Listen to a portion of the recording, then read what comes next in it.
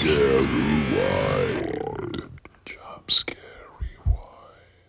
Welcome to Jump Scare Rewind. This is the show where I speak with fellow cinemaniacs about their mutual affection for all things horror movies. Now, today I have my very first returning guest. Today's guest, Jared Rivet, is an actor known for Ape X Mecha Ape New World Order. He's a podcaster. He's a trivia host. He's a producer, a director, an author, and screenplay writer of the 2017 film Jackals, starring Stephen Dorff. But most importantly, he is one of the kindest, most enthusiastic, knowledgeable horror film lovers that I know. Everyone, please welcome Jared Rivet. Jared, thank you. Welcome to the show. I mean it. You're such a you. lovely person, so I'm happy to have you. Thank you. And we have to talk about a movie. I'm not going to tell anyone yet, but we need to talk about some movie today that maybe you love. But we won't mention what film that is yet. First questions first. What did you do for Halloween? Kind of low key, really. We tend to we live in a dead end kind of apartment block, and I don't mean dead end like, oh, it's a dead end. I mean like literally the street's dead end. Okay. It's apartment it's mostly apartments, and so we don't get a lot of trick or treaters. They go to the kind of residential neighborhoods. Mm-hmm. So what we tend to do is we put up kind of I used to live in a little house, and it had a big yard, and I used to do a kind of cemetery setting. It was all just store-bought stuff. It wasn't, I'm not an artisan. I'm not a special effects guy or a sculptor or anything like that. So I would buy stuff from Oz or from, Spirit Halloween or whatever, and just put them up and get them going. And I'd play my soundtrack music because I'm a big film score guy. I'd always kind of like craft the playlist. And so we would do the same thing here on kind of a smaller scale and go down. We're on a second floor. So that's the other thing, is that while the trick-or-treaters don't come down the street, they also don't go up to if they do come, they don't go up to the second floor. Of course. So we go down, we go to them. We bring the tables down and the pumpkins down, and we kind of put on a couple of costumes, but we decorate, we make a little cemetery with a bunch of lights. Oh, that's cool. Hand out candy on the street, as it were. So it's pretty low key. That was pretty much what we did. And then we watch horror movies until we pass out, which is usually about an hour. Any specific ones? This year, we actually went traditional, and we watched Halloween. We watched the John Carpenter Halloween, the original. What a bad movie. No, I'm kidding. It's classic. I'm just kidding, people. But I've done we'll get into my love of horror anthologies. That might be a clue. In a minute, but I think last year or the year before, we did a 1940s horror anthology called Dead of Night. That is black and white, and it kind of established the horror anthology format, and is really great. It's a fantastic I should watch movie. that. I think it's from 1945. Fantastic, and like just a great Halloween, black and white, eerie, creepy stories, multiple stories. So we did Halloween this year. Let's go back to 2024 and say, hey, Dead of Night, watch Dead of Night, because it's a great Halloween movie. So I will check it out. But do I have to wait till next Halloween? I got a year. No. Sorry, you can't watch Halloweenish movies any other time of year. Sorry. No, you can't. I don't watch horror movies until Halloween. Nope. October 1st. Then you're free. Pack them all in. So for me, like usually we don't get trick-or-treaters either. We got one trick-or-treater. One. But I wasn't home. I was working on a horror movie on Halloween. Well, come on now. I mean, so there's the whole, did you get dressed up? Did you decorate? Did you go out to a haunt? Did you go trick-or-treating? But if you were literally working on a horror movie on Halloween, you win. It was amazing. You win. I got to wield an axe. Come on. Have blood on me and get shot and have like foggy, scary eyes. There's a movie called Night Roster, directed by this guy called Zach Chartier. Okay. Eventually the world will see it, but it'll be fun. You win. Yeah. You win Halloween. No, you did like a movie recently, like a scary movie, didn't you? I'm You posted something. I'm always acting and stuff. Well, actually, yeah. I mean, if I, we're always pimping things, but there's Yeah. a Malvolia Queen of Screams. It's like kind of a web series. She's in like season 8. She's been doing this thing for a long time. Jennifer Nangle, and I had played a character in a previous season who, spoiler alert, it dies. And then her Halloween special she does every year is usually some blowout thing that she does. And she was kind of in hell, and so she was running into old characters from previous seasons. So I got to reprise that character. So that came out like, I don't know, like the week before Halloween. It's up now. It's really great. And on YouTube? Yeah, it's on YouTube. Malvolia, Queen of Screams, and it's the Halloween 2025 episode. And I get to do my best. I'm chained to a wall in hell, and so I get to do my best Joker, Brad Dourif, Exorcist 3. It's all, I'm like completely deranged and out of control, and which is my usual anyway. Not true. But I get to do that. So if you want to watch me be an absolute lunatic chained to a wall in hell, check out Malvolia, Queen of Screams, the 2025. And I'll put up the image from the show so people will know what to look for. Thank you. But I can't wait to see it. Now I'm gonna cheat and watch it before Halloween because I don't want to wait that long. Have you seen any new horror movies lately? Oh, you know what we watched? I want to say, because it ended up on HBO. Is it just Max? No, it's HBO Max now, is what it's called. Weapons. Finally saw Weapons. I hadn't seen Weapons all this time. That's right, because you don't necessarily see new movies at the theater. Right. We covered this in the Altered States episode, which, by the way, I got the Criterion Edition 4K of Altered States, which looks amazing, by the way. So it's like a follow-up from the... because we could do a Criterion episode of it. Yes, there you go. Yeah. Weapons. So watched Weapons. Blew my mind 17 different ways. I absolutely loved it. I thought it was great. It's not perfect. It's got some issues, but like, who cares? Like, it's so satisfying. It's so well done. It's so fun. Yeah, it's so fun. Yeah, I was afraid I was gonna, you always wait for that movie to take a turn. You're like, oh, but it didn't do that. It just kind of ramped up, and it's not necessarily scary, but it's just a blast. No, yeah, and the ending was like the most satisfying. Like, if you're wondering if it's gonna stick the landing, as they say, it sticks the frickin' landing. Do you want to spoil it for the audience? Tell them what happened. Come on. No. I don't want to spoil it, because the experience of hitting that ending is so... I was cackling. Like, I was so... Oh, it's so fun. Happy at how that movie ended. I agree. It's very... Yes, I won't say anything else other than telling you what happens in the end. So what... No, I want to say it. Yeah. Sorry. But it's damn good. And Zach Krieger, who did Barbarian, which I also love. I'm just, okay, that guy's got my number now. Like, if he makes a movie, I'm watching it. Doesn't matter. You could put here. Latest in new Zach Krieger film on a billboard, and a date, and I'll be there, because holy shit. Did you see on maybe it's the episode after I had you, or was it the episode I had you, that I had the mother from Barbarian on for a short interview? No, it was the guy that played the mother. Yeah. No. I didn't see it's that. Just a brief conversation, but it's cool. Wow. And he was just such a nice guy. But he lives near you. Oh, okay. All right. Yeah, he's an LA dude. Yeah, he could be in your house. But he's a very nice guy. You wouldn't be scared if he was there. He's just tall. But sweet. Another question. Yes. Oh, yeah. Okay. This is very, very important. What is your very favorite? Because we covered some other things last time. So I need to ask you, what's your favorite movie candy? Do you have one? Oh, yes. It's mutating these days, but I'll stick with the... As are we. Yeah. No, I've really gotten into Kit Kats this year, but I'm not going to sell the Kit Kat, but like the multi-flavored Kit Kats where they're doing like Witch's Brew and the seasonal ones. Are they good? And the Ghost Toast, really good. But if I'm talking like from here to now, it's a tie. So now this will be 3 candies by the time you ask me about the one. Mounds, not Almond Joy. Okay. Almond Joy's got nuts. Mounds don't.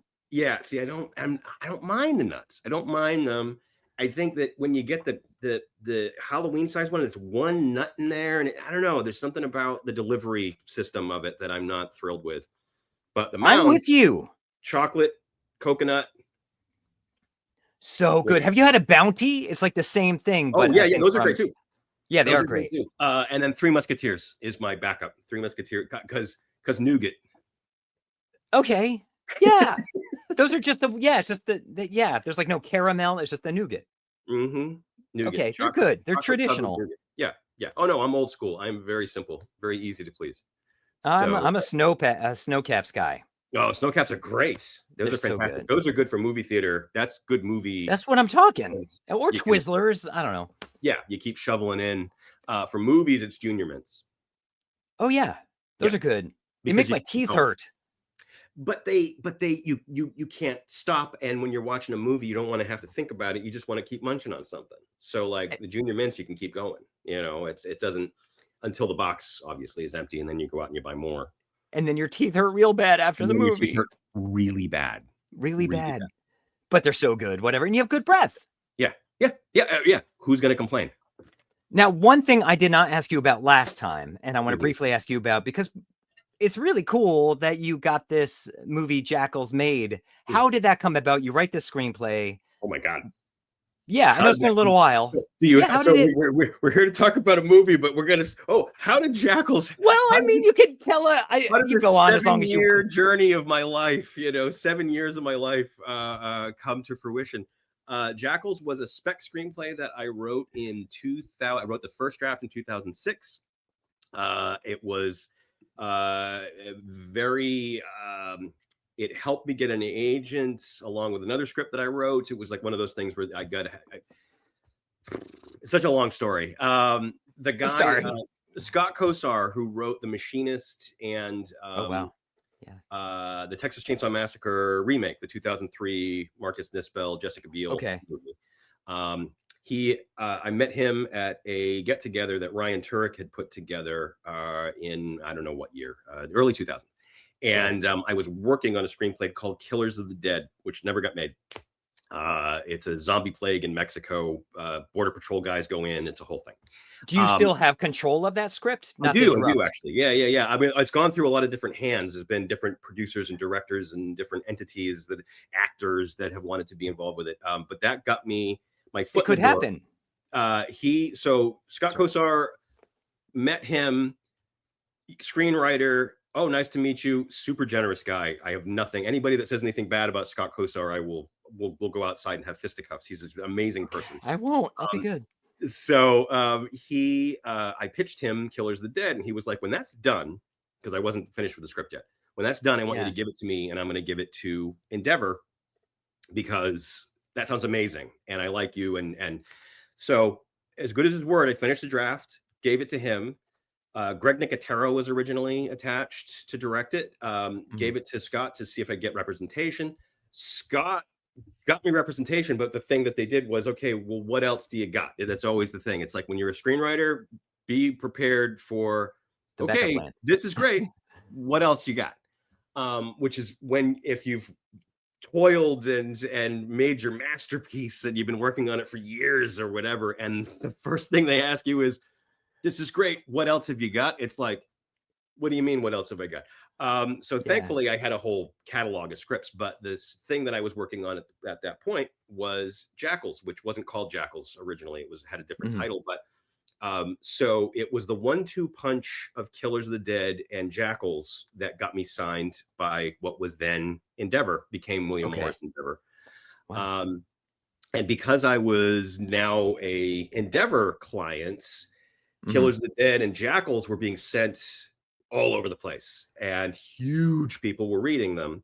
And Killers of the Dead was it was funny. It looked more like Killers of the Dead was going to get made. It looked like Marcus Nispel actually was going to direct it. Oh man! After Greg Nicotero left the project, and then it just kind of kept changing hands, and different producers and directors would come and go. And then Jackals had kind of a equal trajectory. It was also kind of popular. It was also something that kept people coming on board. Producers would come on board, different directors. Toby Hooper was attached to direct it at one point. We were working. You became friends with him, didn't you? Yeah. We actually, we more famously, we worked on a remake of White Zombie that never got made. But but that was what we were working on. And then he was like, because Jackals originally was kind of like my Tobe Hooper screenplay. Like it really did have something that I was a huge Tobe Hooper fan. I'd already met him, but not to the degree that after he read Jackals, it was like, oh, I want to do this, and let's start working together. He kind of goes through, he's almost like a monogamous, he connects with screenwriters and will kind of stick with them for a little while, almost like a relationship. And so he was in a transitional place. We met Jackals, and we started working on several projects together. And White Zombie kind of ended up taking up more stuff. But so Jackals was this off and on thing with Tobe. That fell through. Darren Bousman was attached at one point to direct Jackals, but it never went away. It was one of those scripts. Some scripts you write and nothing happens. Absolutely nothing happens. Like there's usually kind of we're sending it out, it's exciting, and then it just kind of fizzles out, and then like you just stop talking about it, and it's like, yeah, it's sitting there, and occasionally you'll hear like, oh, is somebody looking for this kind of a project? Oh, I have that. And it's just there. It's just sitting there in a folder someplace on your computer. Jackals wasn't like that, and neither was Killers of the Dead. They both always had something going to the point where it was like, this is going to happen. Like these are going to get made. Like over years, you start to get discouraged. Like this isn't something that's going to happen. And then it's like, oh, there's another producer. So 2006, wrote it, and then kind of watched over the years as really similar projects. And it wasn't like, I'm not crying foul in most cases. I'm not crying foul on anybody's other movies, but other things came out, and it was almost like The Strangers or You're Next. These other things came out, and it was like after I had written Jackals. So you almost kind of want to go like, well, like, do you pull the plug when something's out there and it's got momentum? You don't really have control of it anymore, really. Like it starts to take on a life of its own, a momentum of its own. And so just to kind of jump ahead, when Jackals came out, it got middling reviews. It had some good reviews, but it got some middling kind of reviews and some kind of nasty, mean reviews. And a lot of the mean ones, or a lot of the middling ones, were clearly a ripoff of The Strangers, clearly a ripoff of Your Next, clearly a ripoff of, and it was like, I wrote this. But it came before. Oh, that sucks. Yeah. But it basically boiled down to I was working at a transcription office, and I won't get into all of the machinations of that, but basically there was a interview with a cult deprogrammer, and it was one of these things where it was like, oh, cult deprogramming. And I remember asking like and Ryan Turk was actually working in the office at the same time. We had the same day job. And I just remember like, has anybody ever made a movie about a cult deprogrammer? Like, and the cult deprogramming was that whole thing, it was a really brief little period where people would kidnap, family members out of cults and take them to some, remote location someplace. And they would try to unprogram, they would try to, unbrainwash them, to deprogram them. And so they called these guys deprogrammers.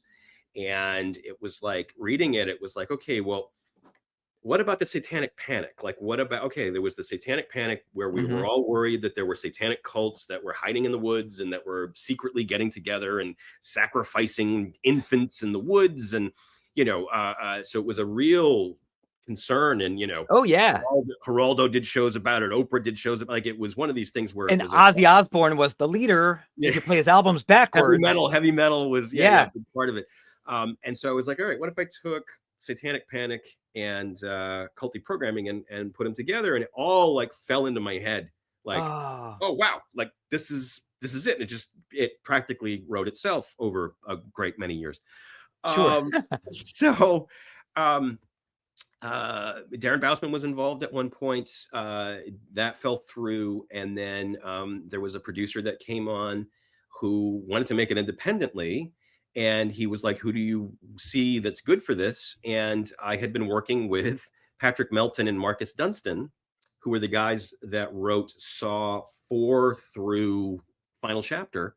And Okay. they had kind of connected me with Kevin Greutert, who directed Saw 6, Saw 3D, and also Saw X, the most recent, awesome, which got great reviews. Oh my, so good, and a huge success. Great guy. He also edited The Strangers, strangely enough. But he had read the script at some point in those years and had expressed interest in it. Patrick had conveyed to me like, oh, you should meet with Kevin. He really loves the script. So it was one of those things where I knew that he'd be great for it. And he came on board and we made it for a very small amount of money in 15 days. Wow. 10 years ago, it was literally 2015. It would have been like this time of year in 2015.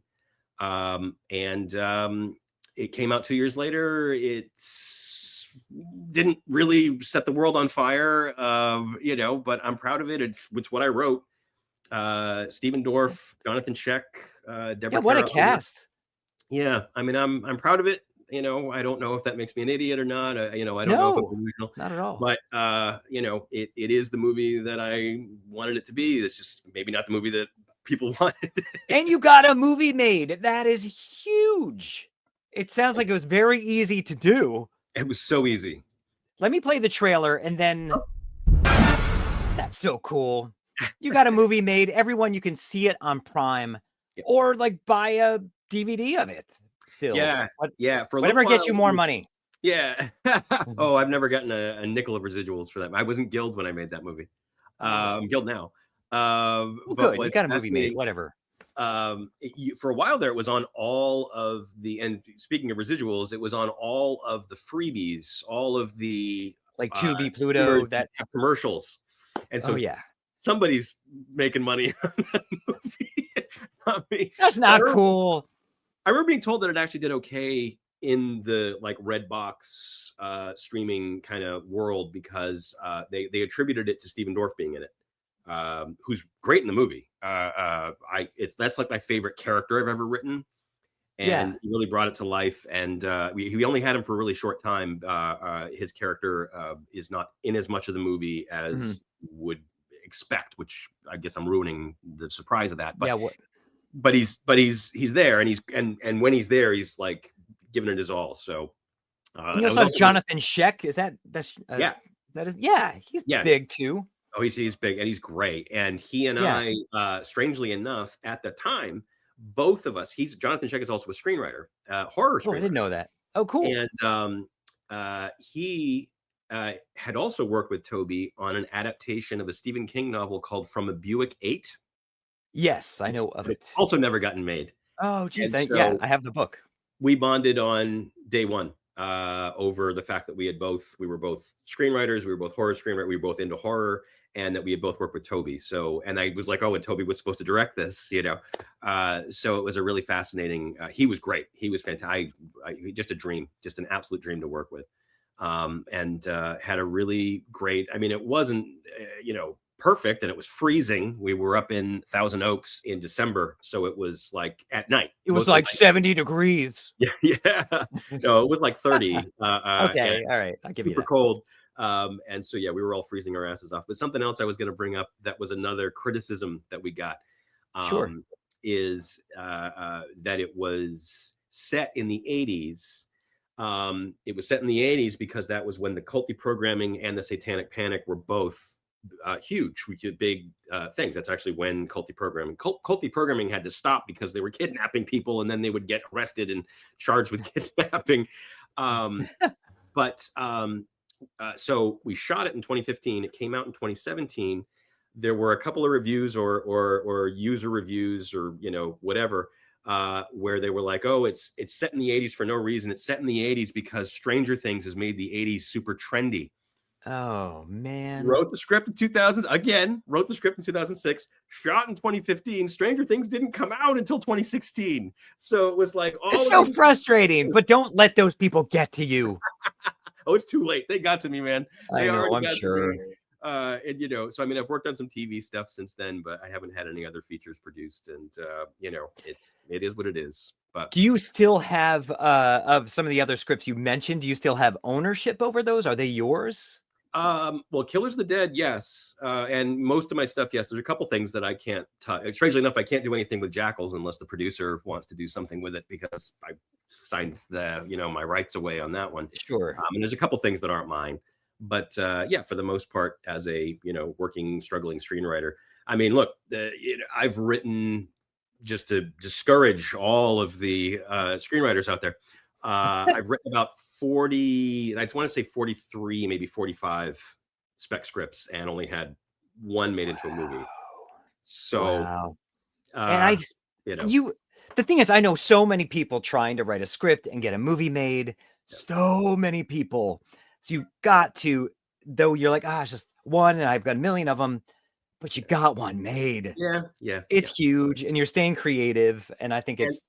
I applaud you. And it was an original, although some people would watch the movie and be like, original. That was a ripoff of The Strangers. Man. But yeah, when it was an original, and I've had a couple of because I get down on myself about it, from time to time with friends or other screenwriters, and they're like, dude, you got an original horror screenplay made into a movie. Like, it's not a remake. Yes. It's not a reboot. It's not a sequel. It's like, it's not a comic book adaptation. And they didn't take it over and rewrite it. Just be like, give us a script, and it's now a different thing with your original idea. It's your movie. I stayed. That was the other thing too, was miraculously, I stayed involved. I didn't get fired. I didn't get kicked. I was on the set the whole time. I was brought in during post for like ADR, stuff. We're going to change some lines, things like that. I mean, I was involved all the way up. I did press. I was there at the red carpet. That's incredible. That's incredible. Somehow, yeah. I mean, so some of it was not ideal, but like the fact that it was original and that I stayed through all the way to the end is, I have, learned, is very unprecedented. Like, that's huge. That rarely happens. But you didn't get yourself a role in it. No, not for lack of trying. Not for lack of trying. Really? But no, I didn't. But yeah, I wasn't quite I think I'd have an easier time now. I think I could, because of the credits, that I have way more acting credits. Sure. A lot of acting credits. And so I think that now, if I wrote a character, you're getting in there. I would probably get in there if I, was pushy enough and could kind of show, here's my reel, here are 17 things I've been in. But yeah, no, I didn't end up with it, but I did try. I did actually kind of lobby to get into Jackals. At least you tried. I did. That's awesome. Everyone check it out on Prime. Not during this show. When you're done watching this, go check out Jackals on Prime. Okay, so I know we have a couple of very brief games. I'm not going to do the third one I did, which kind of goes on a while. I'm going to do very quick ones, and then I'm going to talk about your movie, which we will not tell them yet. No. Okay. So the first one is, I'm going to show you three. What is that? I'm going to show them 3 images from a poster. Oh, yeah. And then you get 3 guesses as to what it is. You also get 3 hints that you can use at any time. Okay. And remember, if you get 3 dead deads, you lose. Oh, man. If you get a living dead, you win. I love it. Okay. First image. Here we go. What is that, Jared? Wow. I'm not making this easy. I'm not making it easy. If I said nothing, would that... no, I mean, wow. I guess technically the black space there is nothing. Yes. It's too much of a vague kind of area of the poster. I purposely made this harder because you know stuff. You know your horror. Okay. All right. I mean, should I go? Do you want the next image? Can I... or get a hint? Whatever you want. Is it Creepshow? No, it is not Creepshow. Okay. All right. Okay. Don't want to do that. I'm not going to do that. Not that there's any reason we would mention that. I got it on the second one on the last time. So let's do slide. Oh yeah, this might give it away. Give me my penalty.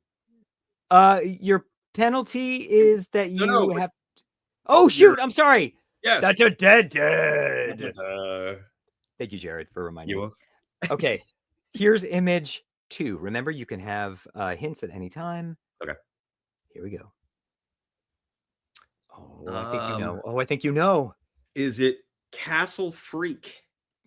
Oh, that is a dead. No, man, no. Oh, it is not Castle Freak. No. And your friends in horror trivia will not judge you. I've made it more difficult. No. Oh, they will. The next image might give it away. Okay. Oh, wait, were they disappointed with you last time? I haven't heard, but yes. Okay. Oh. Do you want a hint? All right, give me a hint. Let's see. My first. Oh yeah, came out 6 months after Lethal Weapon, a film by the same writer. Oh, it's Monster Squad. That is a Living Dead, and you win. I should have known. Why would you know? The next image, I think you would have gotten it from this image. Yes. Yeah. And you know, the mummy image, I don't know if you're familiar with Castle Freak, but Castle Freak, the poster for Castle Freak is the guy Castle Freak. He's got the big, yeah. So anyway, all right. I was wrong. Monster Squad. Thank you for the clue. You got it. You got it good. So the other hints were the tagline is "You know who to call when you have ghosts," but wait, do you know the second part? But who do you call when you have monsters? Yes. Okay. And then due to licensing issues, they had to create characters that were suggestive of Universal's iconic monsters. Right. But they couldn't be exact to the Frankenstein, especially. Yeah, because they would be sued. Yes. They couldn't put from the neck. But we could tell who they were showing us anyway. Oh, yeah. Yeah. No, they did a great job. Are you ready for the tagline game? Yes. I blew it last time. I think you're going to get it. I think you're going to get it. Again, you get 3 guesses, 3 deads, you lose, 1 living dead, you win. Thank you for the reminder on the last one. Hints, 3 hints if you want them. Okay. Here is the tagline. Sooner or later, they will find you. Sooner or later, they will find you. It's kind of broad, isn't that? That could be really anything. But you know your horror movies. I know, but it's not. It's not. I need a clue. So I need a clue. I think all my hints will give it away, potentially. All right. Do you want one? Yeah. Okay. So you've not made a guess yet, correct? I have not. Alejandro Amenabar's first English language film. No pressure. Sooner or later, they will find you. So not the others. Is it not the others? That is a Living Dead. Oh, okay. It is the others. It is the others. Okay. There we go. Yeah. No. Your other hints were an adaptation of Henry James' Turn of the Screw and marked the last collaboration between Tom Cruise and Kidman. Oh, that's right. I forgot about that piece of trivia. That's right. You know your stuff. That's right. I forgot about that. Yeah. There you go. And that, I wouldn't have gotten that. Anyway, I want to talk about your movie pick that I kind of forced you to talk about because you've talked about it 8 million times. What is the film we are talking about today? The film we're talking about today is the film that I wrote about in this book, My Favorite Horror Movie, because my favorite horror movie is CREEPSHOW. Lassie. Oh, what is it? Lassie's not a horror movie. Sorry. Casper. It is the most fun you have being scared. CREEPSHOW. CREEPSHOW. Yes. Now, why this film?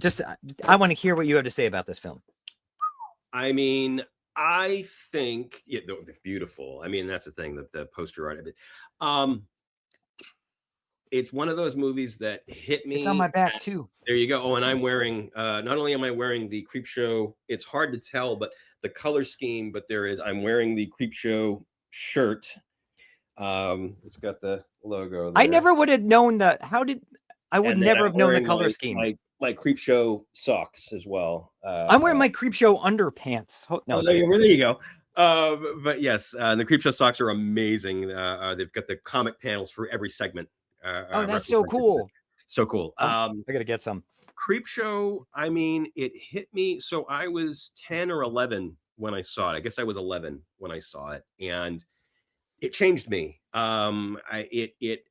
First and foremost, I was a kid who was scared of horror movies, but drawn to them, like moth to the flame kind of thing, because they would give me nightmares. They would scare the crap out of me.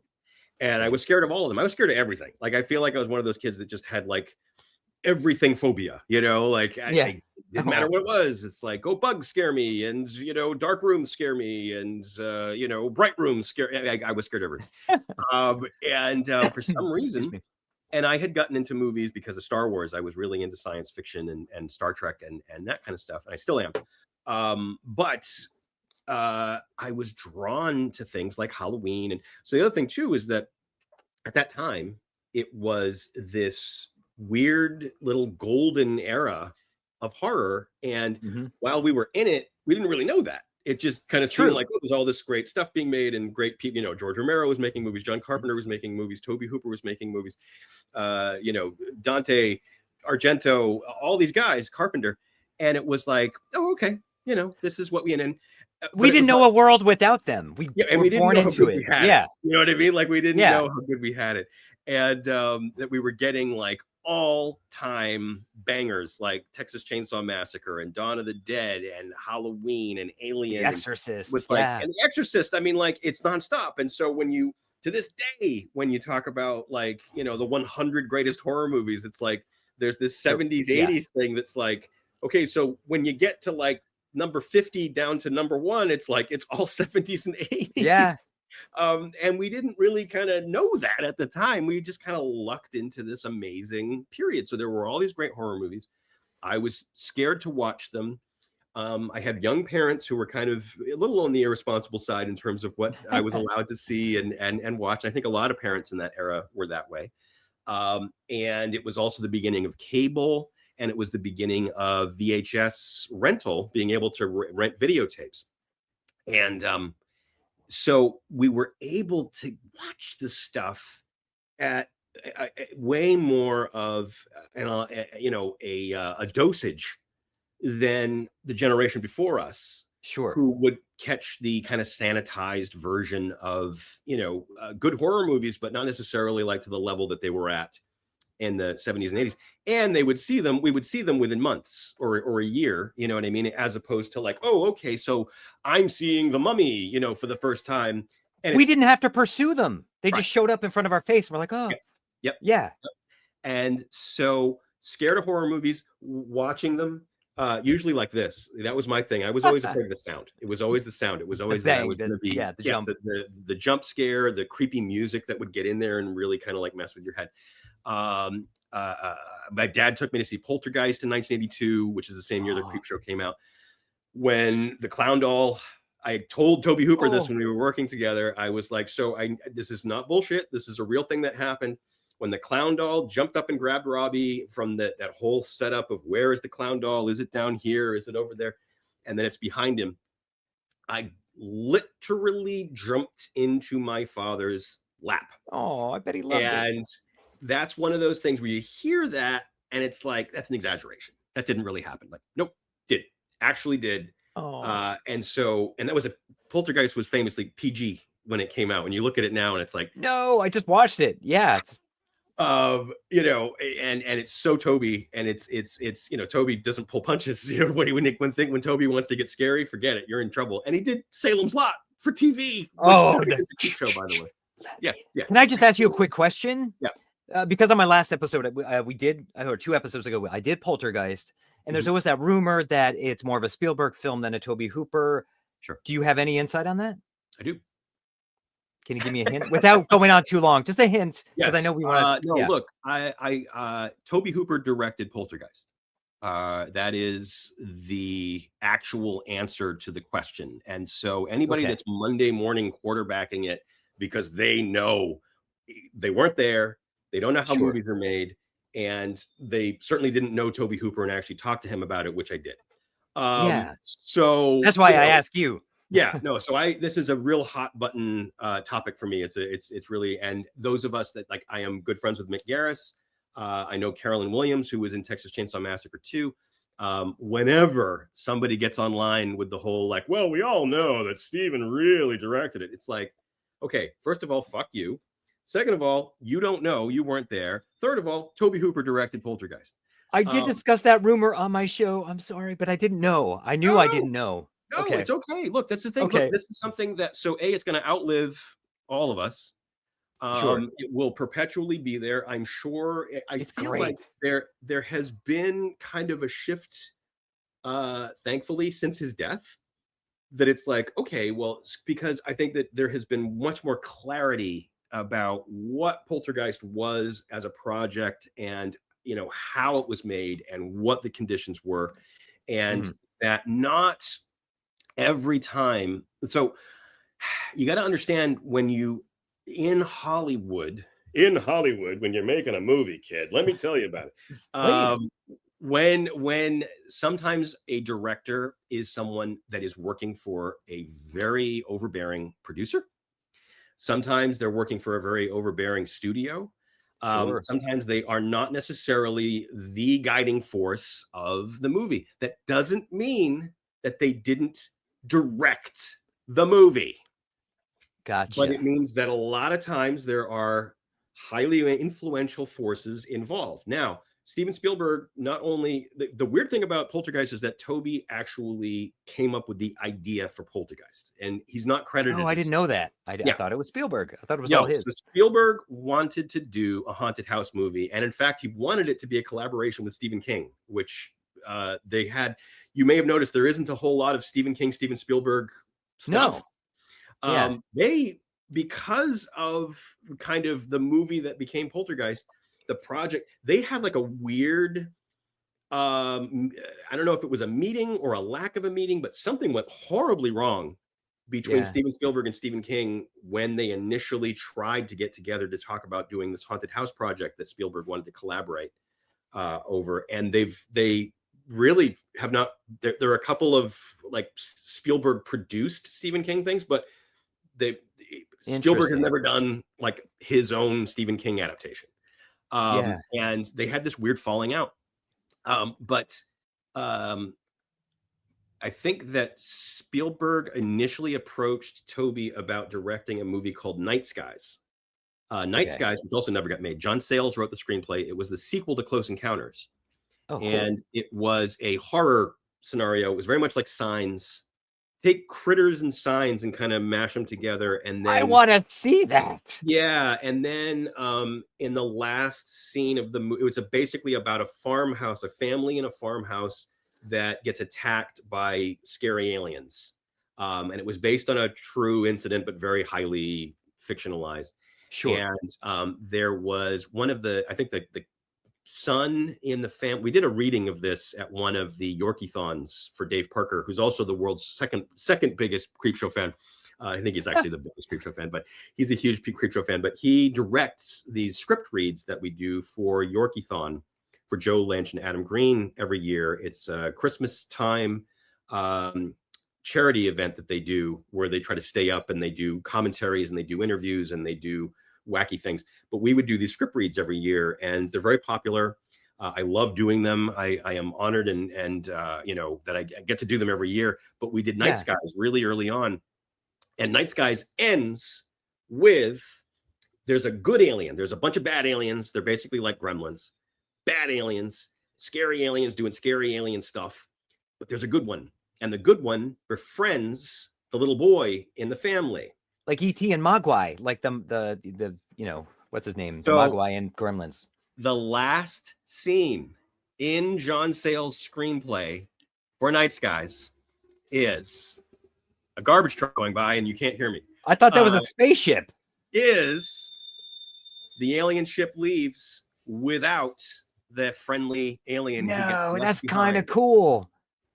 And that for Spielberg was like, wait a minute. That's where I'm going to start the movie. So he approached Toby to do Night Skies. Toby wasn't actually interested in doing Night Skies. Toby felt like the sci-fi stuff was more Spielberg's thing. He wanted to do something scarier. Mm-hmm. And he had taken over Robert Wise's office at, I think, Universal. Okay. And Robert Wise had left some books behind that were research items from some of his projects. And he had a book that he left behind when he was working on The Haunting, which was called, I shit you not, Poltergeist. Oh. And it was a book, it was a nonfiction book about paranormal investigations and real life cases and things like that. So Toby really wanted to make a ghost movie, but he really wanted to make the ghost movie, and he wanted paranormal investigators to come in, and he wanted it to be like really over the top and really scary, and not the kind of, you know, at that point you had very suggestive ghost stuff. You didn't have like in your face, you know, Toby Hooper level ghost movies. Yeah. So he got Steven on board, and then Spielberg basically kind of ran with it and was like, I got it. And so Spielberg wrote the story. They hired writers to write it. Spielberg then rewrote those writers himself with Toby's input, with Frank Marshall and Kathleen Kennedy's input. Marshall and Kennedy were producers on it, and made the movie while Spielberg was prepping E.T. Now, whether or not Spielberg wanted to direct it, whether or not, it was something that he was overbearing because of that, because he didn't have faith in Toby. If he didn't have faith in Toby, he wouldn't have worked with him again, which he did more than once. Toby directed an episode of Amazing Stories, and Toby did the pilot episode of a alien abduction TV show for the Syfy Channel called Taken. Okay. So again, like if Toby was a complete flake that couldn't handle and this is all the rumors, and vice versa. If he didn't feel good about Spielberg, he probably wouldn't have done it. Yeah, exactly. They were always friends. I talked to Toby about it, and he's like, no, we talk all the time. Like we're buddies. Okay. It's not, So there was all the rumors like, Toby couldn't handle it. Toby was in over his head. Spielberg was not someone that was used to handing off a project to another director. It was the first time he really done that. He went on to do it many, many times. He did it with Gremlins. He did it with Back to the Future. He did it, other movies, which were never, kind of branded with this whole like, Spielberg really directed it. But Spielberg was there all the time. And now, so you're Toby Hooper. You're still kind of the new guy in Hollywood, right? You've got the guy that made Jaws and Raiders of the Lost Ark sitting behind you, basically saying like, let's, and he would jump in from time to time, and he would be overbearing, and there are different, Beatrice Straight, evidently, who plays Dr. Martha Lesh in the movie. With the big glasses. She apparently, her first day was the dining room table scene where the coffee thing moves across the table. The determination as to whether your home is haunted is not an easy one. What I meant to say was, on that day, she was getting direction from both of them. And so they did a couple of takes of things, and they were working on stuff, and it kept happening. And she finally said, and Martin Casella, who plays Marty, who plays the guy that rips his face off. Yes. He told, I'm Facebook friends with him. He's doubled down. He's like, nope, this actually happened. Beatrice Straight turned to them at one point and said, gentlemen, one of you is the director of this film. I am going to take notes from that man. But until one of you decides which one of you that is, I am not going to do anything else on this set. Good for her. And by that point, Spielberg backed off, and Toby was directing. But everyone that I've talked, Oliver Robbins, Craig T. Nelson, you talk to anybody. The only person that was really flaky about it was Zelda Rubinstein. But that whole thing, so it's got all of the Spielberg Amblin stuff. Yes, it feels like a Spielberg movie. Right, because it's a Spielberg production, and he is kind of overbearingly involved. He is definitely... The scares feel like Toby Hooper to me. Yep, that's the thing. The scary stuff feels like Toby, and the other stuff feels like Spielberg. It's a perfect fusion. I would almost, if you wanted to go as far as saying co-directed, I will allow that. But it is definitely a fusion. It is Toby threatened to fight Steven Spielberg right here, kind of whispering in his ear, or making suggestions or being heavily involved. And so, it's bullshit. He was involved the whole time. He directed that movie. And I'm glad that like I said, I feel like the tide is turning a little bit, but I think that as the years wear on and the rest of us die off, I think that it will just be one of those. Anecdotally, they'll be like, and Steven Spielberg actually directed the movie, and it's too bad, and it sucks. But what that did, reputation-wise, was it ruined basically Toby's career. And it was a huge hit, huge success. But the rumors basically ruined what should have been his biggest success. That's awful. And I didn't realize it truly affected him. Yep. And it broke his heart, and it ruined. So Poltergeist kind of ruined his career. That's insane. And it was it was a huge hit. Huge hit. I don't know. Yep. And he's legendary. CREEPSHOW. Yep. Yep. He has so many legendary films under his belt. What's interesting, so like again, whenever anybody says like, "Oh, Toby didn't direct Poltergeist" or whatever, it's like, well, look at Salem's Lot, like look at Funhouse, look at these other, like, you know, I see it. I don't know why you don't. It's amazing to me. Yeah. But what's interesting about Salem's Lot is that Salem's Lot is how Stephen King and George Romero were put together. Warner Brothers had the rights, so all that there was Carrie had been made into a movie. King had a bunch of short stories that were published, and Salem's Lot was his second novel. Warner Brothers optioned it, and they were desperately trying to figure out how to make this big book, this big epic book, into a feature. They wanted to do it for theatrical, and nobody could crack it. And Martin, George Romero's vampire movie, had come out. I think it's 1977. And Martin is a vampire story. And so in typical lazy Hollywood fashion, Warner Brothers was like, hey, George Romero directed a movie about a vampire in a small town. We have this Stephen King novel that's about vampires in a small town. We should maybe put those two guys together. And so the idea was that Stephen King was going to write the feature screenplay and George Romero was going to direct the feature film version of Salem's Lot. Nobody could crack it. Nobody could figure out how to get it down to 2 hours. And there were a bunch of other vampire movies in 1979. Like there was this whole Nosferatu and the Frank Langella Dracula, Love at First Bite. There's other stuff. It was weird. 1979 is this like, there's just a bunch of vampire things.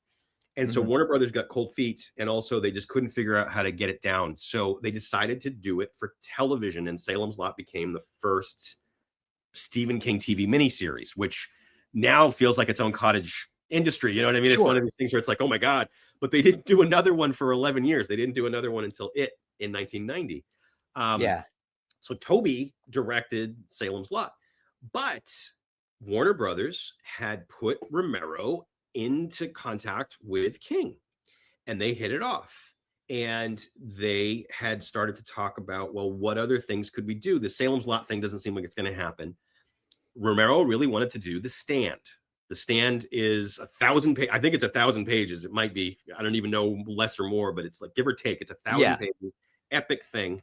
And he wanted to do kind of a movie adaptation that would be like 2 movies, like The Stand Volume 1 and The Stand Volume 2, you know, that kind of thing. With Richard Rubinstein producing, who was then Romero's producing partner. And they had done Night Riders prior to this. So now The Stand was going to be something that was going to be big. It was going to be a very big budget thing. And they knew that they didn't have the street cred. Stephen King was unproven as a screenwriter.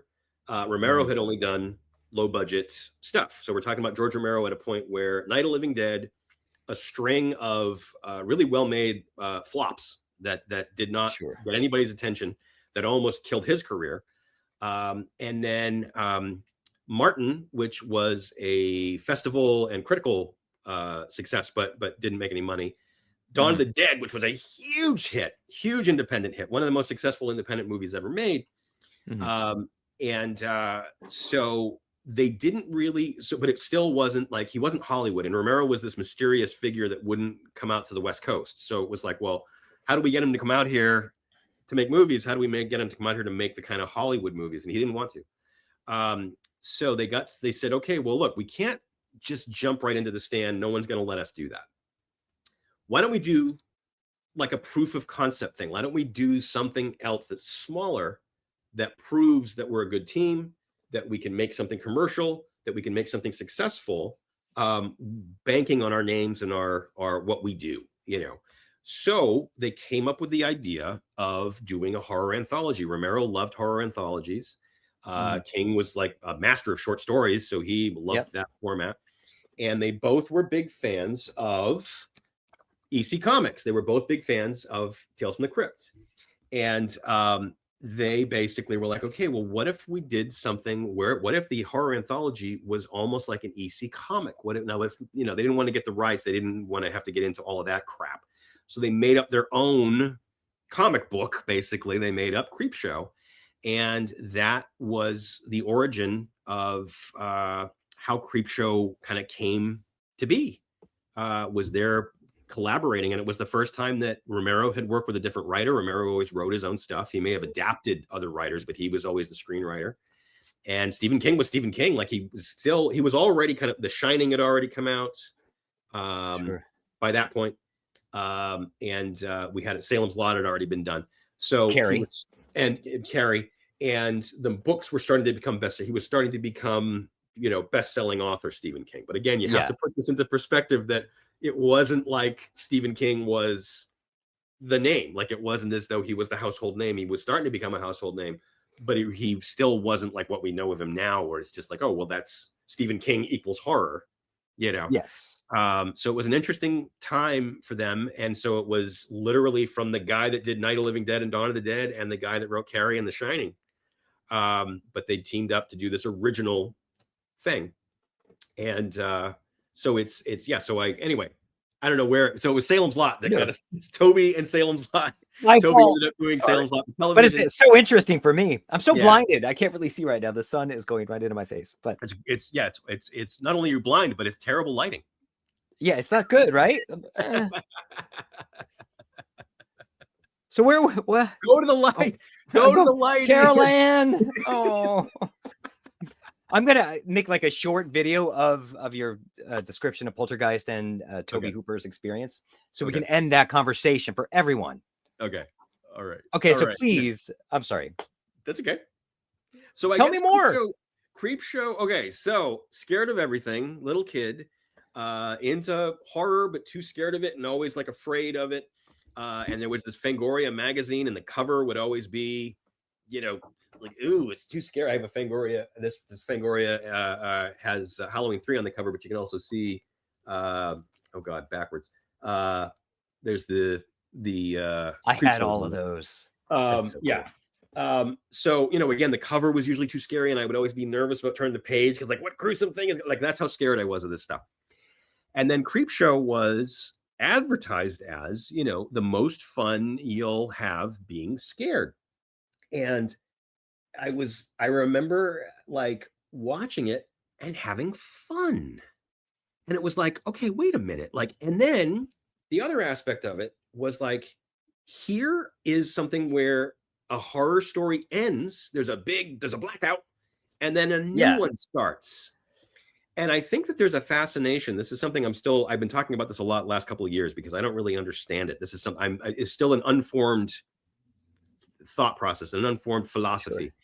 But you know how horror movie marathons have been a thing since before we were born? Yes. And so why horror movie marathons? Why is it that people love? You don't see comedy movie marathons. You don't see drama marathons. Don't see action movie marathons.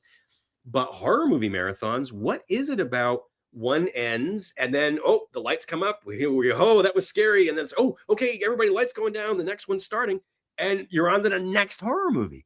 I don't know what that phenomenon is. I don't entirely understand it, but it's a thing. I think that horror anthologies kind of play to that because they give you almost like a miniature horror movie marathon. Like you get kind of a small, a micro version of that. But there was something about this notion that like you can have a bunch of little horror movies in one horror movie. And I hadn't seen the Amicus stuff, and I wasn't familiar with Tales from the Crypt yet, or Amicus's adaptation of Tales from the Crypt, which had come out 10 years earlier. And so I was absolutely, it changed me. I was like, okay, I love this notion of jamming a whole bunch of horror stories. So it's like, okay, if you don't like this story, the next one's coming up is gonna, be something different. Maybe you like that one. So I think that there's something inherently, I don't know if it's an American thing. I don't know if it's a worldwide thing. I have no idea. But this notion of horror movie marathons, horror anthologies, and how like you get 20 minutes in, 30 minutes in, or 15 minutes in, and then another scary story starts. And then it was all of the comic book trappings, like all of the vision, and that had never been done before. That was a first. That was something that now you see Sin City and you see all the 300. Sure. You know what I mean? We're well into this thing now. We're making movies look like comic books is, garden variety. But back then it hadn't been done before. Yeah, with the scrims and the comic panels and the word balloons and, you know, all that kind of stuff. And that goes back to Tales from the Crypt. And if you look at the EC comics from the 50s, they would have frames, you know, yeah, exactly. You would have frames where all of a sudden there would be this big garish color. When something horrible would happen, when something terrifying would happen, all of a sudden there would be this whole change in the visual style. And that was what EC Comics, both Stephen King and George Romero were raised on EC Comics. And so they took that style, and Romero was like, no, I want this to be the thing where that's Creepshow. You know what I mean? That's what it is. When you see those images. And so they wanted to kind of emulate that style. And that had never been done before. It was just the first time. So yeah, you see those images and it's just, that's exactly what they were doing. And I was enamored with that. And the pages flipping, you know, where they would suddenly like turn that there was for a scene. Oh, change. I love that. Yeah. You know, amazing. So all of that and the primary lighting where suddenly things would get, you know, this red and green and it's like, oh no, what is that? It just hit me like a ton of bricks. And then, yeah, I mean, and then the crate is, you know, I'll just skip to the part where I tell you that my favorite story is the crate. Oh, mine too. It's the scariest one. It's the scariest one. It's the one that could be its own movie. It's the one I feel like you can flesh out. You could flesh out to feature length. But like, there's something about like the Fritz Weaver's character and Mike the janitor, who's, you know, them dragging the thing out from under the staircase and putting it in the lab and dusting it off, and they've got the crowbar and they're getting the nails out one by one and the music's pumping and it's like, you know, what's in this thing? And it's just there's so much going on, and it's also more slick than Romero's previous works. Romero had always had this kind of East Coast indie look to his movies. Mm-hmm. And you couldn't, and no movie stars, so you couldn't trust that people were going to live. It's like, oh well, I don't know this character. I like this character. I'm getting to know this character. I hate this character, and you know they're a villain or whatever. But they were not played by movie stars, and so you couldn't trust that they were going to make it through the whole movie, and that would make it even more, you know, build the tension and yeah. But Creepshow has stars in it. And you know, some of the stars were not stars when they made the movie, but they became stars later. But it's interesting, like Ed Harris and Ted Danson and Hal Holbrook and Adrienne Barbeau and E.G. Marshall. Like these are Leslie Nielsen. You know, these are people that were known names at the time. And I think that and then there's this slickness to the visuals. There's a slickness to the filmmaking that you don't normally see in Romero's. It's a huge evolutionary leap from his previous work into Creepshow, but it's there, it's part of it. So the visual style got me. The music, I love the music. I love the mixture. So that John Harrison did the synthesizer score, but there's also Romero's tried and true library music, which he used to score like Night of the Living Dead and a lot of Dawn of the Dead, and a lot of his other stuff. He wouldn't hire a composer. He came from commercials. You know, famously, Night of the Living Dead was a bunch of guys that worked in a East Coast, in a Pittsburgh commercial place where they would make TV commercials. And so he knew all of the library music because they would use it in their commercials. And so he would score his movies to these library tracks. He would edit to the library tracks. So the library tracks didn't like have a bunch of edits in them, music edits in them to make them fit the scene. He would edit the scenes to fit the music. So he knew those records. He knew those, you know, those licensed library music tracks. So he wanted to score Creepshow with the same kind of stuff, but they felt it needed its own voice. And also those were in mono. They were very old, kind of creaky, you know, recordings. Yeah. And Creepshow was done in stereo, was in 1982. And people, again, will not like, really? Like movies were in mono? It's like, yeah, movies were in mono up until like the 80s. I think Star Wars and I can't remember what else. There was something else in the late 70s that kind of pushed into stereo with surround sound. It is crazy that they were like, lived like that before. How what prehistoric, you know, primitive screwheads.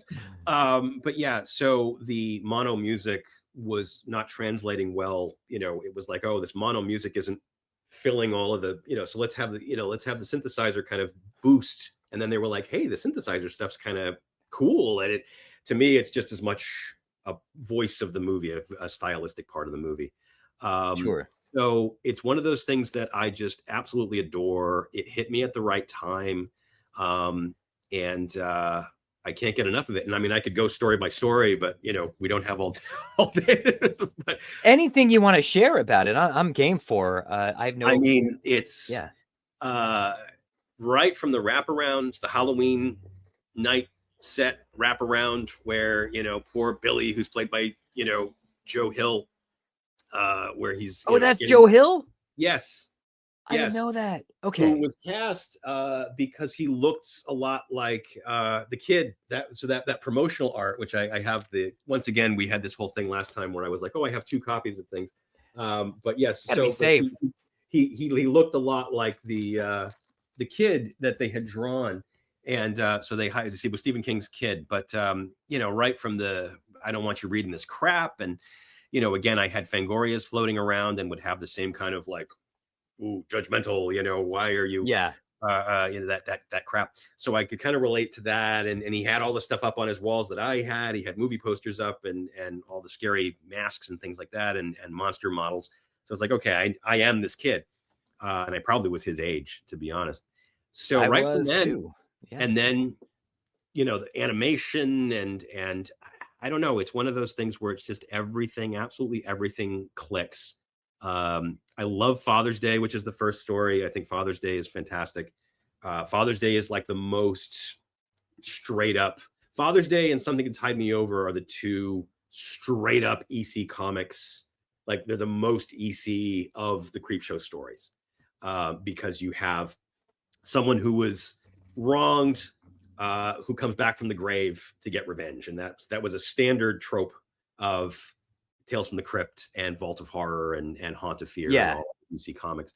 And I love, and then Tom Savini makeup effects. Yeah. So then I did, okay. So you brought up Tales from the Dead. Sorry. I didn't mean. That's okay. No. But so, I mean, it definitely had such a huge impact on me and an influence on me. And so some of my podcast stuff for Earbud Theater were, blatant ripoffs of Creepshow. They're homages. They're homages. But Tales from the Dead of Night and Tales from the Dead of Night 2 are both anthologies. Earbud Theater is an anthology, so like, what the hell was I doing? But I did an anthology within an anthology. So there's multiple stories, and it's very Creepshow oriented. But I did the comic book, style for the artwork. I had Simeon Wilkins, who did concept art for Trick or Treat, by the way. It's gorgeous. He does all it's beautiful. my artwork. And so he made my EC Comics kind of covers for those. But yeah, I mean, it got in there and it stayed, and it's a comfort food movie that I watch all the time. I love absolutely everything about it. I know every line. I know the beats of the sound. I know the music. It's one of those movies. It's my favorite horror movie. And I have a bunch which people can read that. They can. Yes. Yeah. I think this is still available on Amazon. There's several volumes. Mine is volume 1. And I wrote about Creepshow. And I mentioned Dave Parker earlier. Dave Parker's essay is in there. I have multiple variations, Blu-rays and DVDs of Creepshow, different copies, 4K. Is there a 4? Okay. And is there like a special edition 4K with like, yes. Okay, cool. And the original Warner Brothers cardboard snapcase DVD. I had that. I sold it. I've got all the stuff. And the VHS? I don't have the VHS, and I thought I did, and I went searching for it, and I don't have it anymore. I don't know what happened to it. I don't either. I sold all mine. So dumb. Yeah. I've got different copies of the soundtrack. Do you have because you did have a huge collection of records and stuff. Was that one of your many records? Yes, I have the original. This is the original, the one from 1982. This is the original. Wow. There's a newer edition, which I still haven't sprung for. But this is the original. You got the original. That's so cool that you have that. Yeah. But no, and I've got the comic book version that they released, which is really great and really evocative of the EC Comics style. You can kind of see it's not the actual comic from the movie, but it is complete. Okay. I think, yeah, you know what's interesting too about this comic is that it stuck to the script. Originally, the crate and Something to Tide You Over were flipped. The crate was going to come after The Lonesome Death of Jordy Verrill, and it was going to be in the middle of the movie. I think it works great where it is. I don't know. It's the second to last. Is that right? Is yes. that where it is now? Okay. Yes. And I think somebody will jump all over me when I say this, but I feel like in Tales from the Crypt, there was always kind of a cover, like the centerpiece of the issue would usually fall in that spot. Because there would usually be 4 or 5 stories in an issue of Tales from the Crypt. And so I feel like the cover story usually was kind of like the one that would get a couple extra pages and be kind of like the main story of and so I think the crate kind of falls into that spot. But it's one of these things where they just kind of screened it with stories in different places to kind of to test. And they felt like the crate kind of worked better where it was. And then They're Creeping Up on You was just the great kind of, the cockroach one at the end with E.G. Marshall is the great, that's so disturbing. It's so creep. Well, it's a creep show. That last shot, that last insane thing. I mean, it's a great way for the comic book to end. You know what I mean? It's such and then you're not going to sleep well after seeing that. It's a showstopper. Those last 2. Yeah. Let me show the trailer real fast. Oh, and then, I guess we should do that part. Well, no, I forgot to do it. We need to do the run the clip. Here it goes. Coming soon.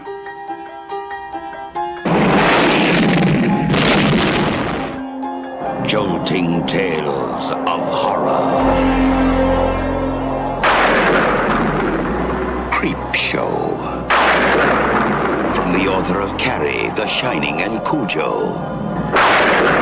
And the creator of Night of the Living Dead and Dawn of the Dead. You'll scream at ghastly ghouls. Cringe at weird kids. And shiver at the doings of evil doctors. This is going to be extremely painful, Mr. Verrill. Creepshow will grab you, grow on you, and give you the creeps.